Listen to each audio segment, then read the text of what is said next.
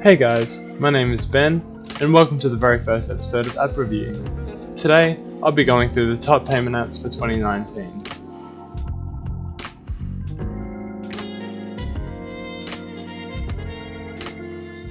First on the list is Afterpay. With this app, you can purchase products from its partnered retailers and pay the items off in 4 installments with no interest. It's really easy to set up and is a great alternative to credit card payments.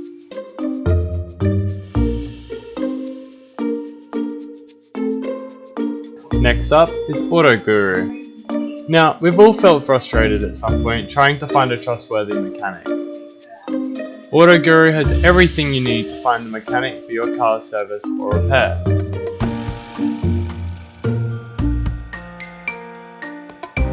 All you have to do is set the car's make and model, select what you need to be done, and you will get the quotes instantly. AutoGuru has also partnered with Afterpay, making it even easier for you to get your car sorted.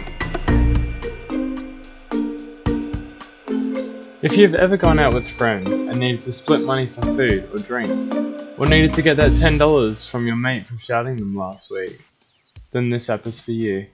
You can request, pay, and split payments, and the best part is, it is instant, no matter what bank you and the other person are with.